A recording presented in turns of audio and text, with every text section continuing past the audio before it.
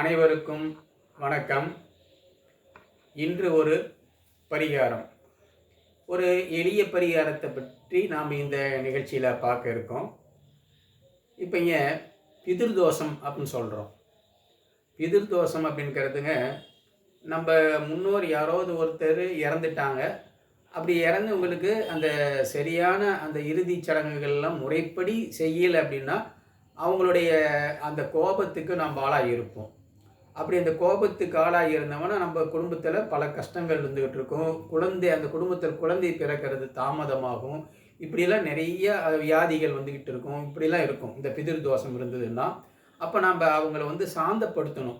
அப்போ அதுக்கு என்ன பண்ணுறது, ஒரு எளிய பரிகாரம் அப்படின்னா, அதுக்காக நம்ம என்ன செய்கிறோம்னா, இந்த மகாளி அமாவாசை, தை அமாவாசை, ஆடி அமாவாசையெல்லாம் நம்ம தர்ப்பணம் கொடுக்குறோம்.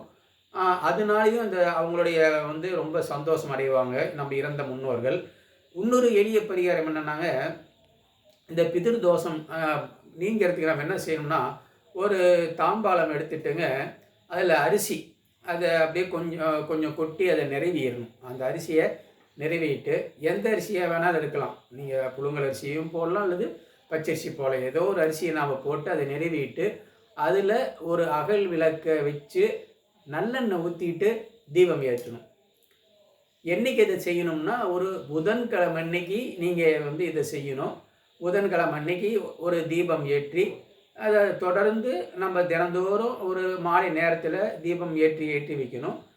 அடுத்த வாரம் புதன்கிழமை வரைக்கும் அதே போல் அந்த அரிசியில் மேலே விளக்கு வச்சு நம்ம தீபம் ஏற்றிட்டு இருக்கணும்.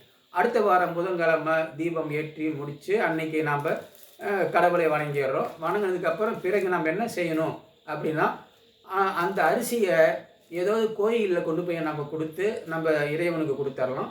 அப்படி இல்லைன்னா இன்னொரு சிறப்பானது என்னென்னாங்க, அந்த அரிசியை சாதமாக வடித்து நம்ம காகத்திற்கு வைத்தோம் அப்படின்னா, நம்ம அந்த பிதிர் தோஷம் நமக்கு நீங்கும், முன்னோர்களுடைய ஆசி நமக்கு கிடைக்கும் என்று கூறி இந்த நிகழ்ச்சியை இந்த அளவில் நிறைவு செய்கிறேன். நன்றி, வணக்கம்.